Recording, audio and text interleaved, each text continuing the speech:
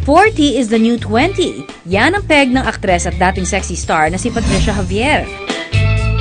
Ang kanyang sikreto, healthy and all-natural lifestyle. Hindi lang sa kanyang sarili, kundi maging ang kanyang buong pamilya. Hello mga kapuso! Nandito po kami sa Billie James na kung saan po kami laging nag-workout mag-asawa. Ito na rin yung part ng bonding namin dalawa. So ako po, mga 2 to 3 times a week ako nag-workout, but may asawa almost every day. Sobrang ano po to, addict po to sa gym. Kaya samahan niyo po kami. Very basic exercise for the chest is bench press.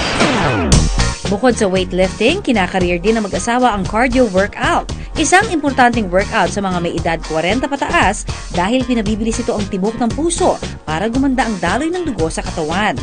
Kailangan ng 15 to 30 minutes sa cardio bago mag-weights at isa sa favorite ni Patricia, ang dumbbells.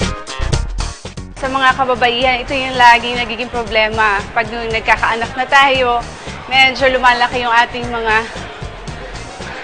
mga braso. 15 reps, pero 3 beses. Matapos ang dumbbells, sinusundan ito ni Patricia ng lower body workout na target naman ang kanyang legs. May technique naman po ako. Pag yung wala po ako sa gym, gusto ko lang po sa bahay. Tapos gusto niyo po yung inyo pong behind, medyo malift. Ito po yung pinaka-ginagawa kong exercise. Ganyan niyo lang po yung paa nyo, and then, taas niyo yan, and then, like that. Pag-uwi naman sa bahay, sinisiguro ng mag-asawa na kahit ang mga anak nila, lalaking malusog at malakas din. Si Doc Rob laging may regular chiropractic session sa mga anak para manatili silang in optimum condition.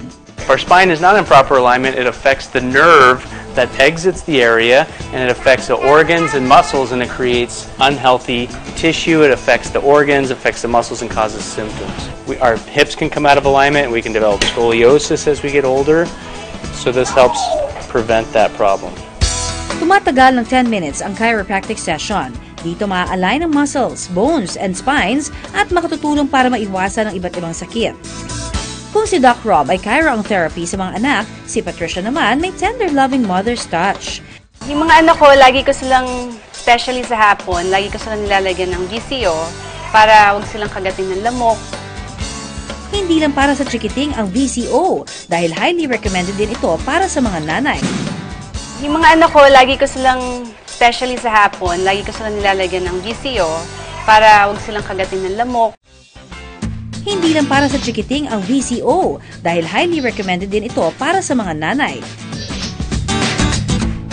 Maging sa pagluluto, alam niyo bang pwede rin gamitin ang VCO?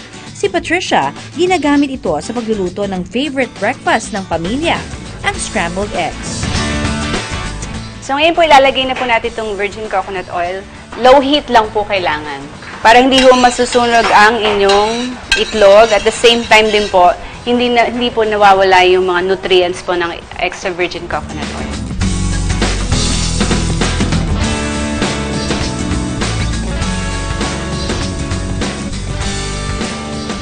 At para kumpletuhin ang almusal, meron po kami dito orange, meron kaming cucumber, carrots, ginger, and apple, and lettuce. Ang ginagawa po namin, bine-blend po namin yan. hiniwa ang iba't ibang prutas at gulay to bite-sized pieces para mas maging madali ang pagbe-blend.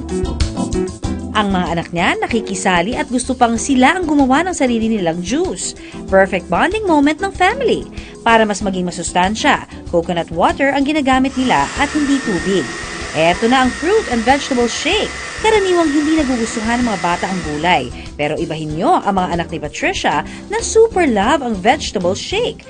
Good job, Mommy Patricia! Yan po mga kapuso, nakita niyo po ang Walcher Healthy Lifestyle. Sana po na-inspired po kayo na maging healthy rin po para sa family niyo.